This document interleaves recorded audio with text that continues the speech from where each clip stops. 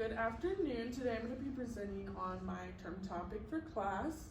My working title right now is Picturing Pleasure, Navigating the Nexus of Pornography and Sexual Performance.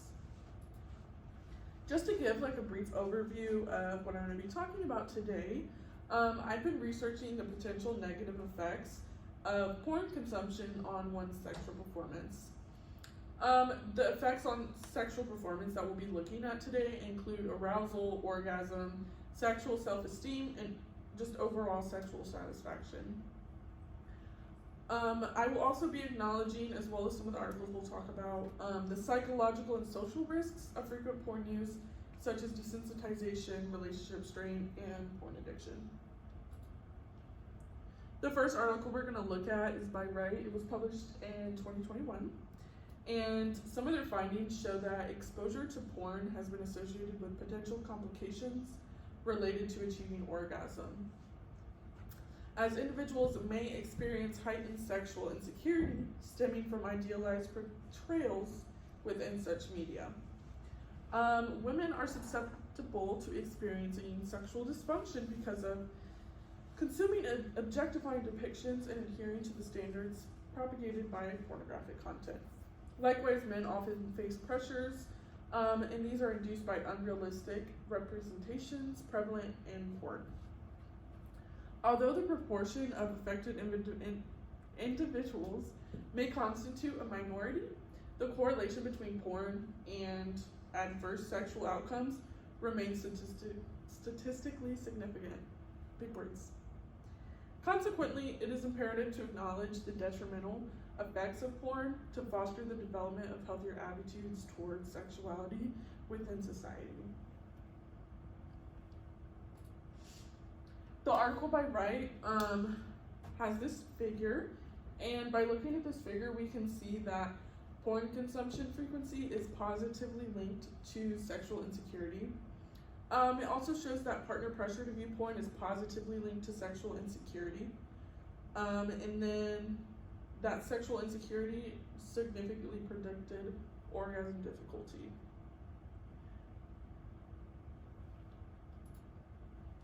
The next article was published in Norway. It's from 2015, and this study revealed that 99% of gay and bisexual men have recently engaged in pornography consumption, which just overall highlights the pervasive influence of such media within this demographic. I was surprised by this, not totally. I expected it to be high, but 99% is kind of crazy. It also shows that analysis of preferences among these individuals indicated an inclination for porn actors who conform to societal standards of youthfulness, physical fitness, muscularity, and basically just people who mirror societal beauty norms. Furthermore, the participants who perceived themselves as physically attractive exhibited a preference for porn actors possessing similar physical attractiveness. And then individuals who described their bodies as normal, beefy, or bear-like did not exhibit specific preferences for porn actors at all. This study basically just shows that the influence,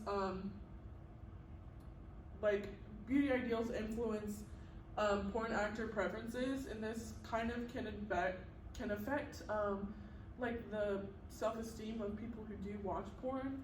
And understanding this is super vital for healthier attitudes within the gay community. I have a table from this article as well. It shows that the higher frequency of watching porn correlates with lower sexual partner self-esteem. And then older age correlates with lower sexual relationship self-esteem, and then individuals with higher self-rated attractiveness tend to have higher sexual relationships self-esteem.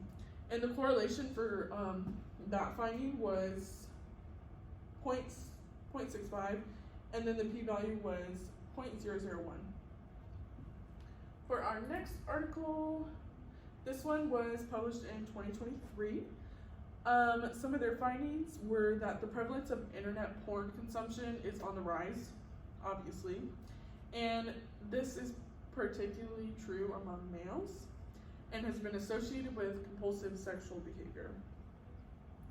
So while some individuals turn to porn as a coping mechanism for managing stress and thereby potentially reducing symptoms of depression and anxiety, a lot of users will frequently grapple with feelings of guilt and internal conflict for consuming such sexually explicit media.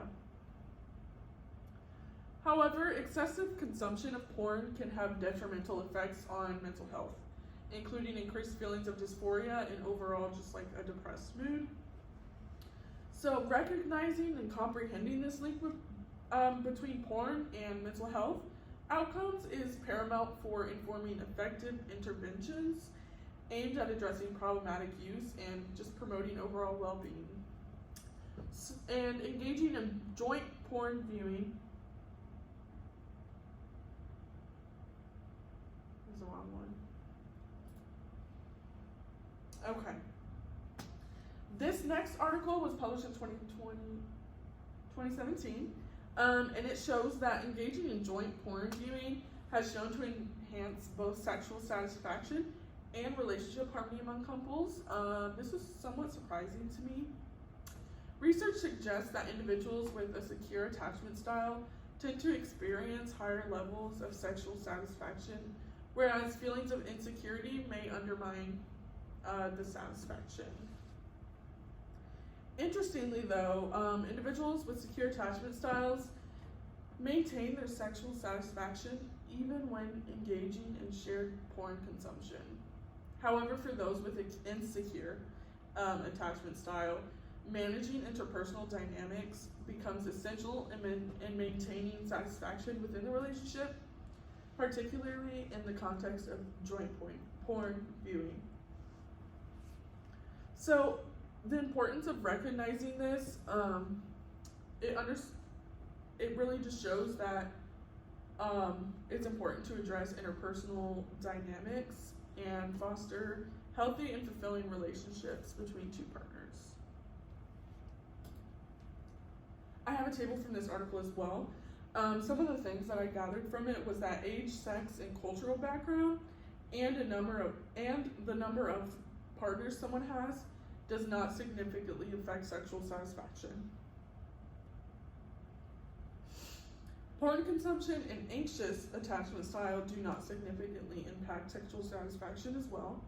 And then having an avoidant attachment style is definitely associated with a lower sexual satisfaction.